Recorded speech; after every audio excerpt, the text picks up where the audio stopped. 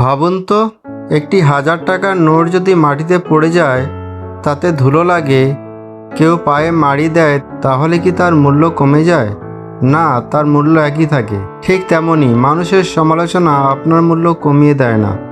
আপনার মূল্য নির্ধারণ করে আপনার চরিত্র, দক্ষতা এবং কাজ। 2010 সালে মনোবিজ্ঞানী রয় বেইমস্টার তার গবেষণায় দেখান, যারা সবসময় অন্যের স্বীকৃতি খোঁজে তারা সিদ্ধান্ত নিতে বেশি দেরি করে এবং মানসিক চাপও বেশি অনুভব করে।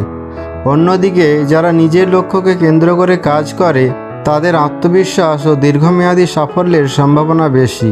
এবার বাস্তব উদাহরণ দেখি। জ্যাক মা চাকরির জন্য 30টারও বেশি জায়গায় আবেদন করেছিলেন। এমনকি একটি ফাস্ট ফুড রেস্টুরেন্টে 24 জন আবেদনকারীর মধ্যে 23 জন চাকরি পেলেও তিনি পাননি। আজ সেই মানুষই বিশ্বের অন্যতম সফল উদ্যোক্তা।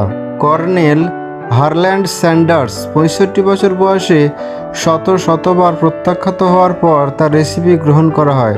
সেই রেসিপি পরে কেএফসিকে বিশ্বজুড়ে পরিচিত করে। তাই প্রশ্ন হলো, আপনি কি কয়েকজন মানুষের সমালোচনায় থেমে যাবেন, নাকি নিজের ভবিষ্যতের জন্য লড়বেন? আজ থেকে একটি নিয়ম করুন, প্রতিদিন 30 মিনিট নতুন কিছু শিখুন, 30 মিনিট শরীরের যত্ন নিন এবং 30 মিনিট আপনার সবচেয়ে গুরুত্বপূর্ণ লক্ষ্য নিয়ে কাজ করুন। 1 বছরে এই ছোট্ট অভ্যাসগুলি আপনাকে অনেক দূর এগিয়ে নিয়ে যাবে। মনে রাখবেন, মানুষ আপনার প্রতিশ্রুতি নয়, আপনার ফলাফল মনে রাখে। তাই নীরবে কাজ করুন, এমনভাবে নিজেকে গড়ুন যেন একদিন আপনার সাফল্যই আপনার হয়ে কথা বলে। ধন্যবাদ।